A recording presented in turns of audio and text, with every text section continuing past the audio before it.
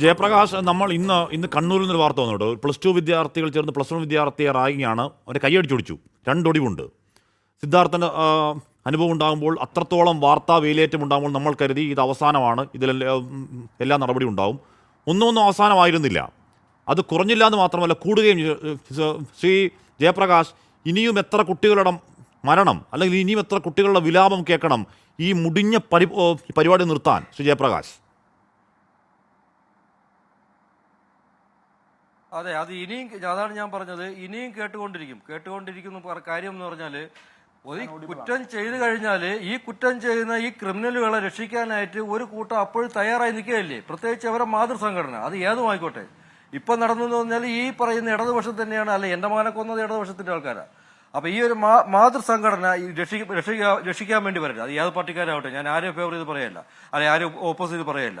അതിന്റെ കൂടെ ഈ അന്വേഷിക്കുന്ന പോലീസ് ഉദ്യോഗസ്ഥർ അവർ വ്യക്തമായ തെളിവ് കൊണ്ട് കൊടുക്കണം, അവർ വ്യക്തമായ സാക്ഷികൾ കൊടുക്കണം. ഒരു രീതിയിൽ അട്ടിമറിക്കാൻ പാടില്ല.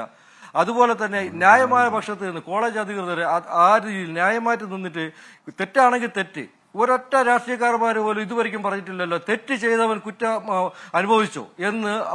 ഇത്രയും റാഗിങ് ഉണ്ടായിട്ട് ആരെങ്കിലും പറഞ്ഞിട്ടുണ്ടോ? അവർ പറയുന്നത് എന്റെ ആൾക്കാർ ചെയ്തിട്ടില്ല. അത് മാത്രമല്ലേ പറയുന്നുള്ളൂ.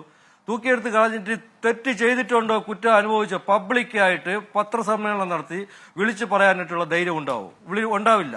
അതിന് ഉദാഹരണം എന്താ?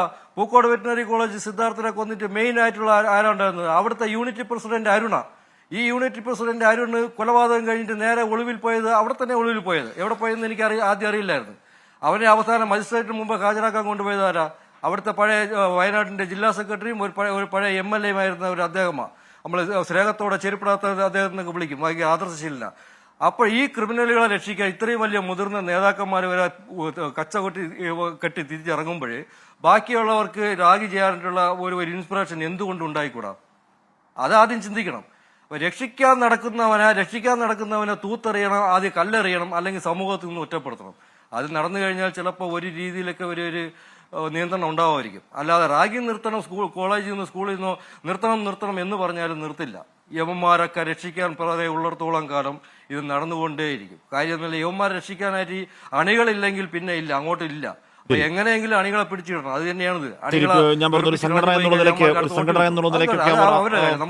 ചെയ്യുന്നുണ്ടോ എന്നൊക്കെ ഞാൻ താങ്കളുടെ എന്തെല്ലാം അഭിപ്രായത്തെ മുഖവിലേക്ക് എടുക്കുന്നു.